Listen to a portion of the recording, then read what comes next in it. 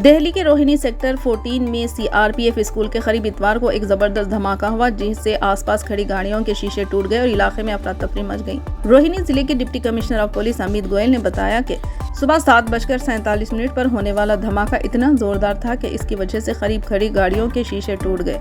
कुछ दुकानों को भी नुकसान पहुंचा। इन्होंने बताया कि जोरदार धमाके के बाद धुएं के बादल उठ गए, जिससे पुलिस और मुकामी लोगों में खौफ व हर्रास फैल गया। अभी तक ये मालूम नहीं हो सका कि धमाका किस वजह से हुआ। पुलिस ने धमाके की वजह जानने के लिए माहिरीन की टीम को वाक़े की तहकीकात के लिए बुलाया है।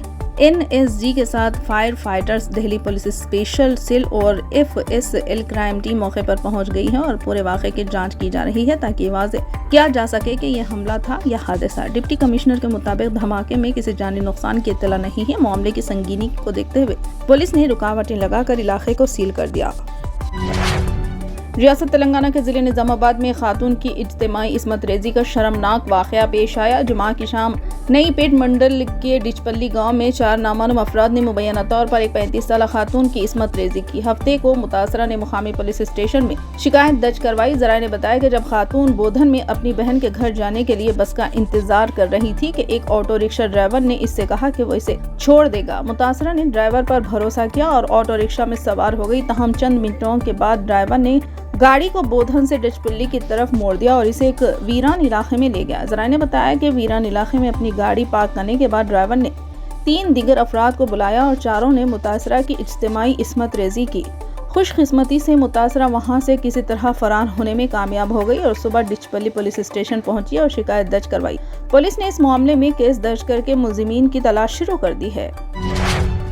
एक चौंका देने वाला वाक़े में झगड़े के बाद बीवी ने शौहर के जिस्म के नाजुक हिस्से को काट दिया। ये सनसनीखेज वाक़या रियासत तेलंगाना के नागर कर्नूल जिले के लिंगला मंडल में एक हफ्ता पहले पेश आया, जिसका भी इंकशाफ हुआ। शौहर और बीवी दोनों का ताल्लुक चिंचो कबाइल से है। मामूली मसाइल पर ये दोनों एक दूसरे से झगड़ा किया करते थे। अगरचे कि झगड़े की असल वजह मालूम न हो सकी, ताहम शौहर के रवैये पर बीवी मायूस थी। झगड़े के बाद शौहर के सो जाने पर बीवी ने रात देर गए तेजधार शय से शौहर के जिस्म के नाजुक हिस्से को काट दिया। शौहर की चीखों पुकार पर इसको पड़ोसियों ने हॉस्पिटल मुंतकिल किया और इसे बेहतर इलाज के लिए हैदराबाद के उस्मानिया हॉस्पिटल मुंतकिल किया गया, जहां वो जेर इलाज है। मुतालिका पुलिस ने इस सिलसिले में केस दर्ज करके छानबीन शुरू कर दी। महाराष्ट्र में असेंबली इंतखाबात के लिए 1 महीना बाकी है। इस दौरान शिवसेना यूपीडी लीडर संजय रावत ने वजीर दाखिला अमित शाह और भारतीय जनता पार्टी पर शदीद तनकीद की। इन्होंने कहा कि बीजेपी वोटर लिस्ट में बेकायदियां करने की कोशिश कर रही है। ये लोग जमहूरियत को तबाह करने की कोशिश कर रहे हैं। इन्होंने ये भी कहा कि अमित शाह महाराष्ट्र में 6 माह तक के लिए सदर राज के निफाज की कोशिश कर रहे हैं। संजय रावत ने मजीद कहा कि वोटर लिस्ट में बेज़ाब्तगियां हैं। इन्होंने कहा कि बीजेपी और इसके पैरोकार इंतखाबात हारने वाले हैं। वो किसी भी हालत में जीत नहीं सकते। हमने उन्हें लोकसभा में शिकस्त दी और वो असेंबली इंतखाबात में भी शिकस्त का सामना करेंगे। मुंबई के मशहूर साबिक वजीर बाबा सिद्दीकी के कत्ल केस के 10वें मुलजिम को पुलिस ने इतवार को बेलापुर से गिरफ्तार कर लिया। उसके बाद मजिस्ट्रेट कोर्ट ने मुलजिम भगवत ओम सिंह 32 सालों को 26 अक्टूबर तक पुलिस हिरासत में भेज दिया। भगवत ओम सिंह पर बाबा सिद्दीकी कत्ल केस में हथियार फराहम करने का इल्जाम है। पुलिस के मुताबिक भगवत ओम सिंह उदयपुर का रहने वाला था और मुंबई के बांद्रा कुर्ला कॉम्प्लेक्स में रहता था।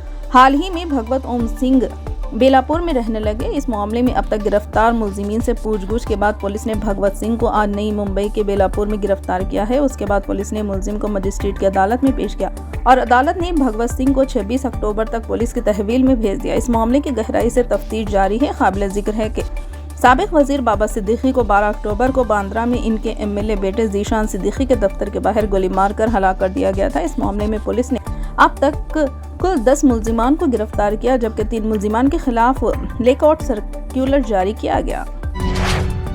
तेलंगाना महकमे ट्रांसपोर्ट ने मोटरसाइकिल सवारों के लिए एक अहम वार्निंग जारी की, जो अपनी पुरानी गाड़ियों की नंबर प्लेट्स में तब्दीली कर रहे हैं। हाल ही में तेलंगाना हुकूमत ने टीएस को टीजी में तब्दील करने का हुक्म जारी किया, जिसके बायस कुछ गाड़ी मालिकीन अपने नंबर प्लेट्स में टीएस के बजाय टीजी लिखवा रहे हैं। महकमे के हुकाम ने इस मामले पर वजाहत देते हुए कहा कि टीजी सीरीज सिर्फ इन नई गाड़ियों पर लागू होगी जो नोटिफिकेशन के इजरा की तारीख के बाद खरीदी जाएंगी। अगर कोई शख्स अपनी पुरानी गाड़ियों के नंबर प्लेट पर रियासती कोड टीजी तब्दील करता है तो इसे छेड़छाड़ तस्वुर किया जाएगा। महकमे ट्रांसपोर्ट ने सख्ती से ऐलान किया कि इस अमल में मुलविस अफराद के खिलाफ कानूनी कार्रवाई की जाएगी। इस वार्निंग के जरिए महकमे का मकसद लोगों को खवानीन की पासदारी की अहमियत से आगाह करना और गैर कानूनी सरगर्मियों में रोकना है। अवामी आगाही के लिए ये भी ज़रूरी है कि वो अपनी पुरानी नंबर प्लेट्स में तब्दीली के हवाले से कानूनी तकाज़ों का ख्याल रखें।